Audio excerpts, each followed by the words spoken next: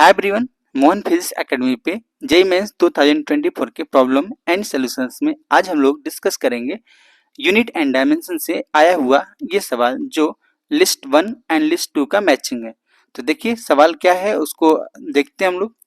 Coefficient of the viscosity, surface tension, angular momentum and rotational kinetic energy quantities दी गई, physical quantities दी गई जिनका डायमेंशन हमें लिस्ट 2 में दिया गया है और अपने को मैच कराना है।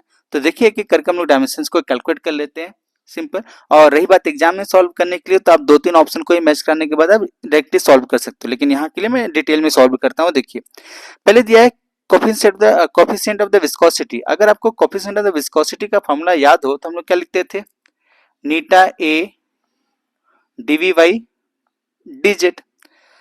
तो अपने को क्या चाहिए, नीटा। तो नीटा को मैं क्या लिख सकता हूं, देखिए मैं सीधे लिखता हूं फॉर्मूले को ही।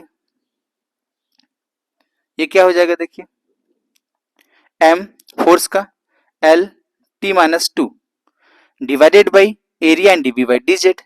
तो एरिया को मैं क्या लिख सकता हूं, देखिए एल स्क्वायर, और डीवी बाई डीजेड को क्या लिख दूंगा मैं, डीवी बाई मीटर पर सेकेंड होता है, क्लियर है, 1/t। तो इसको मैं 1/t ऐसे लिख दूं, डिवाइडेड बाई 1/t। क्लियर है बात है। तो अब जो इसका डायमेंशन सॉल्व करने के बाद मिलेगा अपने को, देखिए क्या मिलेगा, m l के पावर में -1 और ये क्या हो जाएगा t के पावर में -1। तो देखिए पहला वाला ऑप्शन कहां पर है अपने को, m l -1 t -1, m l -1 t -1। तो ये क्या है, a पहले का। क्लियर है बात है।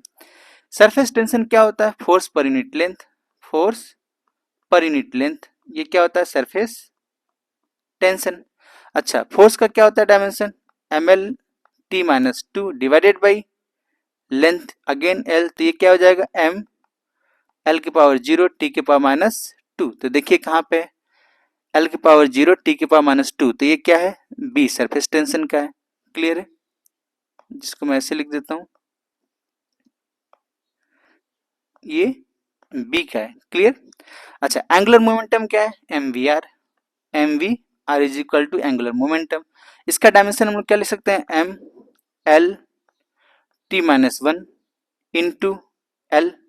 तो अगेन तो हम इसको क्या लिख सकते हैं, M L square T -1। Clear.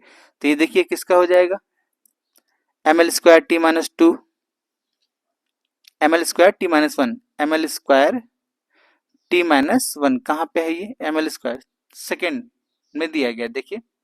तो ये किसका है, ये सी का हो जाएगा। क्लियर है बात है। अब रही बात रोटेशनल काइनेटिक एनर्जी का।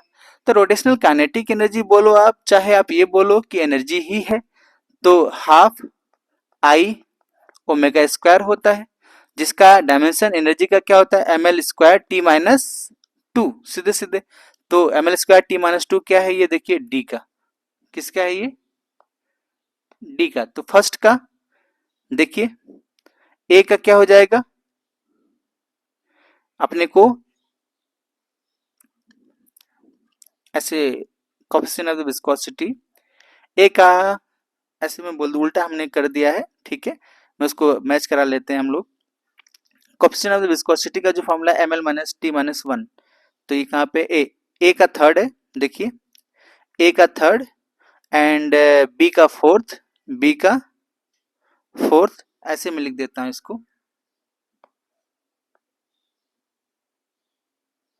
नहीं चलिए ऐसे मिला लेते हैं सीधे, ए का थर्ड देखिए, बी का कहाँ गया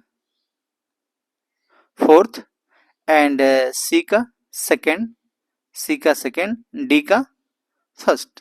तो ये कौन सा होगा अपना, third is the right option. Clear है बातें। आई होप ये बातें आपको समझ में आई गई होंगी। Thank you.